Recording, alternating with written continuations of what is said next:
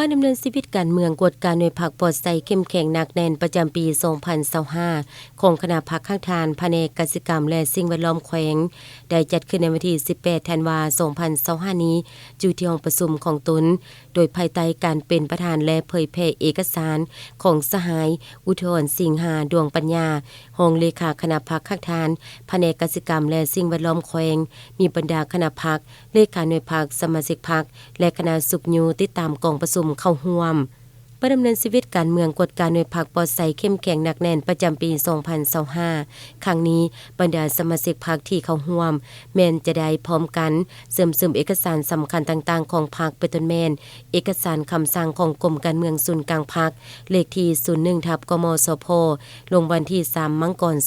2018 ว่าด้วยการเพิ่มทวีการก่อสร้างหน่วยพรรคปลอดใสเข้มแข็งหนักแน่นคำสั่งของคณะประจำพรรคแขวงเลขที่827 คบสลงวันที่ 23 กรกฎาคม 2018 ว่าด้วยการเพิ่มทวีการก่อสร้างและกวดการหน่วยพรรคปลอดใสเข้มแข็งหนักแน่นและคำแนะนำของคณะจัดตั้งศูนย์กลางพรรคเลขที่28 คจสพลงวันที่ 14 กุมภาพันธ์ 2025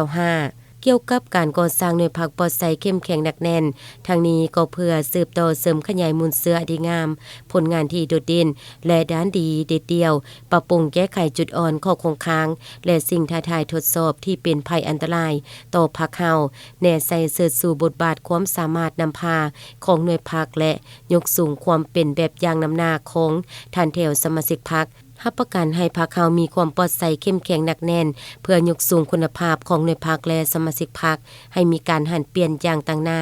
ด้วยบาดกาวบุกทะลุสามารถเป็นแกนนำที่เข้มแข็งในระบบการเมืองจูฮักฐานเพื่อรับประกันเห็นให้การนำพาของพรรคตอบสนองได้ความเร่งทวงของการพัฒนาประเทศชาติในเงินไขและสภาพแวดล้อมใหม่